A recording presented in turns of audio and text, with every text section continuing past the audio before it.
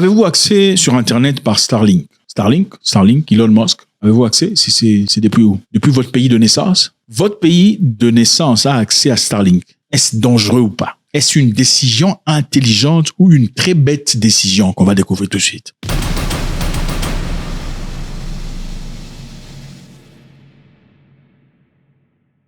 Est-ce que Starlink est une entreprise civile ou une entreprise militaire? Les amis, l'armée russe cherche des alternatives en urgence à Starlink actuellement. Des alternatives à Starlink depuis début février 2026. Pourquoi? Parce que Starlink a mis en place un changement majeur depuis un temps. Ce changement majeur a coupé l'accès aux terminaux Internet satellitaires Starlink aux non-autorisés en Ukraine. Les non-autorisés sont qui? Sont les Russes. Okay? Je vous rappelle ici que la Russie n'a pas accès à Starlink depuis 2022. Mais on peut avoir accès à Starlink en Ukraine. Maintenant, on a coupé accès aux non-autorisés depuis l'Ukraine. Cette décision, évidemment, a fortement perturbé les forces russes qui utilisaient des terminaux Starlink introduits clandestinement ou obtenus illégalement pour des communications sur le champ de bataille. Dans le champ de bataille, les Ukrainiens et les Russes confondus utilisaient Starlink. Pourquoi? Pour leur communication, pour les drones, pour les opérations, pour les bombardements. Vous savez que les drones ont besoin de connexion à Internet pour être efficients. Alors, les Ukrainiens utilisaient accès à Starlink pour s'exécuter. Alors, qu'est-ce qui s'est passé? En réalité, le changement a commencé quand un responsable ukrainien, précisément au nom de Mikhailo Ferodov, et Elon Musk ont eu une conversation. Il a demandé à ce qu'on crée une liste blanche. Alors, une liste blanche sur les terminaux qui seront autorisés à accéder à Starlink. Comment ça se fait? En Russie, on ne peut pas avoir accès à Starlink. Ils ont été bannis. Mais en Ukraine, on a accès à Starlink. Les Ukrainiens, au départ, perdaient la guerre très rapidement, jusqu'à ce qu'ils commencèrent à utiliser des drones. Les drones ont changé la guerre aujourd'hui. Les drones ont besoin de connexion à Internet, quelquefois, ou connexion, ça dépend, pour pouvoir fonctionner avec efficience. Maintenant, les Russes ont aussi commencé à utiliser des drones en 2023. Et ça a été très efficace. Comment ont-ils pu le faire, puisqu'ils n'ont pas Internet en Russie? Rappelez-vous, regardez sur la carte, la guerre se passe en Ukraine, ce n'est pas en Russie. La guerre se passe en Ukraine. En Russie, il n'y a pas accès sur Internet. Ils n'ont pas accès à Starlink. Mais en Ukraine, par contre, il y a accès à Starlink.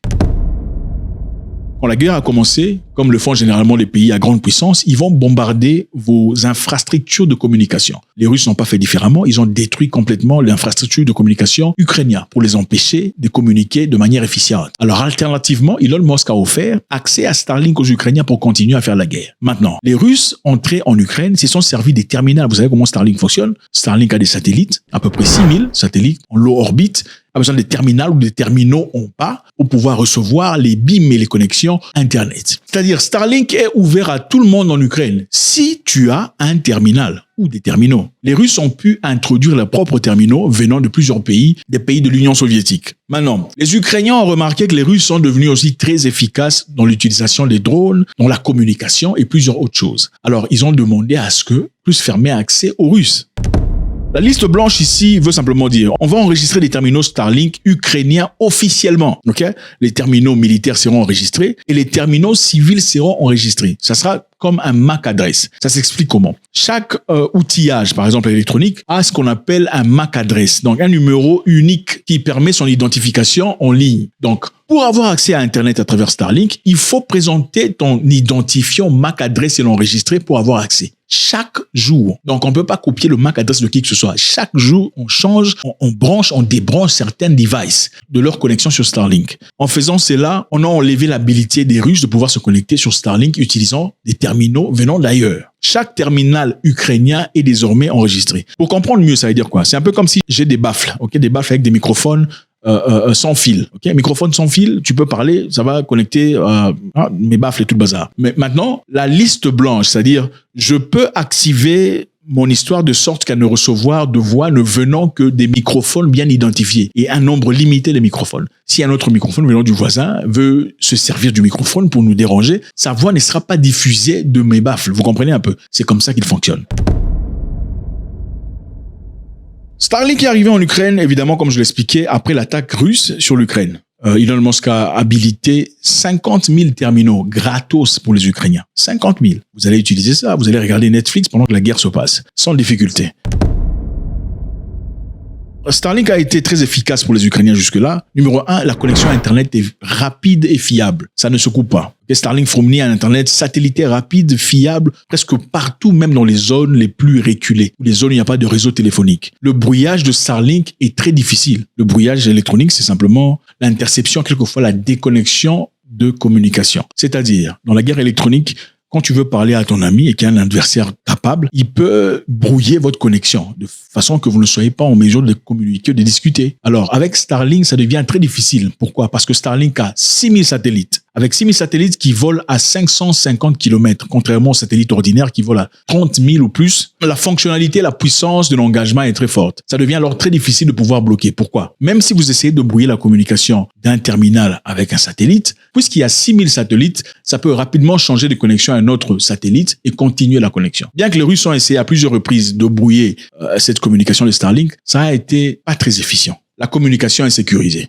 Les discussions en groupe sont cryptées, donc difficile de les décrypter. Les appels vidéo, les messages sont sécurisés, donc c'est difficile même pour les hackers. Numéro 3, les drones et les frappes de précision. Avec Starlink, on peut carrément envoyer un drone pour aller observer l'objectif. Qu'est-ce qu'on veut détruire? Le dépôt ou l'entrepôt? Avec Starlink, on peut envoyer un drone pour observer l'entrepôt et envoyer un message direct. Donc on peut directement voir ce qui se passe en live à l'entrepôt et cibler l'entrepôt pour le détruire. Si vous ratez l'entrepôt, vous avez directement une image directe vous disant « vous avez raté votre cible ». Donc ça facilite la guerre à ceux qui ont accès. Alors comme je disais précédemment, comme la Russie ne peut pas acheter Starlink à cause des restrictions, l'Asie centrale, par exemple le Kazakhstan, le Kirghizistan, l'Ouzbékistan et d'autres pays soviétiques ont pu envoyer des terminaux Starlink aux soldats russes. Un militaire russe, par exemple, peut avoir un cousin quelque part là-bas, Daghestan, machin, histoire. Il dit, écoute, balance-moi 2 terminaux. Quand on envoie des terminaux, tu as simplement besoin d'emmener ces terminaux en Ukraine, puisque l'Ukraine est ouverte, tu peux facilement avoir la connexion. Maintenant, ça devient impossible. Pourquoi? Parce que le monsieur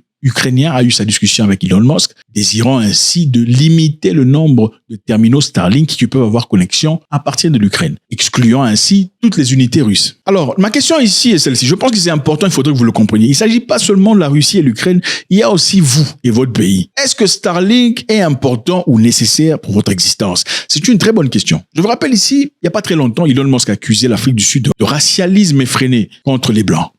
D'après lui, il y a 140 lois qui excluent complètement les Blancs du commerce sud-africain. Ce sont des lois injustes. Vérifiables, je ne sais pas. Mais en réalité, les Sud-Africains ont refusé accès à Starlink. Mais la question courante ici est celle-ci. Est-ce que Starlink et SpaceX sont des entreprises civiles ou militaires? Ou encore politiques? Pourquoi politique? On le verra tout de suite. Je me rappelle que dans le passé, Elon Musk a donné Starlink gratuitement aux Ukrainiens quand la guerre commençait. Mais très peu après, quand les Ukrainiens s'organisaient pour attaquer une base militaire, une base navale russe en Crimée, ils voulaient utiliser un drone sous-marin moyennant Starlink pour aller bombarder la base navale russe. Elon Musk a décidé de couper accès à Starlink aux Ukrainiens en ce moment. Pourquoi? Parce que d'après lui, ce serait un mouvement très dangereux qui provoquerait une guerre mondiale. Et il a pris cette décision lui-même de couper Starlink. Il a été vivement critiqué par rapport à ça, mais ça n'exclut pas le fait que lui seul a pris la décision d'activer ou de désactiver cette histoire. Secondo, quand Donald Trump mettait la pression sur l'Ukraine, demandant à ce dernier de signer le deal, le contrat minier, et que les Ukrainiens hésitaient encore, qu'est-ce qu'il a dit? Si vous continuez à faire ça et à hésiter, on ne vous donnera plus accès aux renseignements et on vous coupera accès à Starlink. Ceci évidemment va vous déshabiliter de votre capacité de résister aux Russes. Vous voyez? Donc, Elon Musk s'est déjà servi de Starlink pour des raisons politiques et géopolitiques, pour ses choix. Je vous rappelle ici que l'Ouganda, il n'y a pas très longtemps, avait changé de loi. Les hommes ne peuvent plus épouser d'autres hommes. Vous voyez? Si vous le faites, ça sera un gros problème. Et ceux qui le font de force, si vous prenez quelqu'un de force comme ça et que vous avez la maladie qui n'a pas de cure, on vous exécute. C'est ça en Ouganda. Qu'est-ce qui s'était passé aux États-Unis? On a voulu forcer le président de la République d'abroger la loi. Le président refusant, disant, écoute, c'est une loi qui a été sélectionnée par les leaders politiques, des leaders religieux et traditionnels. Je ne peux pas changer cette loi. L'Ouganda a été frappé. Frappé comment? En Ouganda, les gens vivant avec le VIH recevaient en tout cas 300 millions de dollars d'aide chaque année. La première frappe immédiatement, c'était sur ces gens-là. On a coupé cette aide. Comme si ces personnes vivant avec le VIH sont ceux qui choisissent les lois en Ouganda. Alors, si on peut punir quelqu'un pour son idéologie, sa façon de penser, si on peut punir quelqu'un pour son train de vie, son système social, alors, pouvons-nous dire qu'il y a une possibilité? Si Elon Musk, dans le passé, a déjà fait des choses très similaires, pouvons-nous dire que dans le futur, pour les pays qui sont connectés à SpaceX, Starlink, si votre pays ne fait pas les choses qu'on le désir. Si vous n'acceptez pas les papa, eh ben, écoute, on vous coupe Starlink, accès et tout le bazar. Je pense que c'est important de le prendre en considération. Maintenant, quels sont les pays qui ont accès à Starlink pour l'instant? Pour l'instant, nous avons le Nigeria, le Bénin, le Ghana, le Sierra Leone, Burkina Faso, le Tchad, Guinée-Bissau, Niger. Nous avons le Kenya, le Rwanda, le Soudan, la Somalie, le Botswana, Eswatini, Malawi, Zambie, Zimbabwe. L'Afrique du Sud refuse catégoriquement parce qu'ils comprennent quelque chose que beaucoup de personnes ne voient pas. L'entreprise est-elle civile ou militaire? Il y a aussi Cap-Vert, Madagascar, Burundi, parmi ces pays. Je pense qu'il est important de prendre les choses en considération. Que vous soyez supporter de l'Ukraine ou de la Russie, ce n'est pas ça la question. La question ici est que, en bref, un chef ukrainien, après discussion avec Elon Musk, ont créé une liste blanche de tous les terminaux qui peuvent fonctionner au front ou pas. Au départ, les Russes et les Ukrainiens ont confondu se servaient de ces terminaux pour faire la guerre. Maintenant, ils ont été exclus catégoriquement dans l'objectif qu'ils perdent cette guerre. Si ça peut être fait pour des causes dans le passé, parce que Elon Musk personnellement a choisi de ne pas vous faire une chose, ou vous n'aviez pas fait quelque chose comme Musk le désirait, changez votre connexion. Quelle serait la différence pour vous dans votre pays si vous acceptiez Starlink sans scruter méticuleusement? Encore une fois, est-ce que Starlink est une entreprise civile ou un contracteur militaire? Géopolitique. God bless.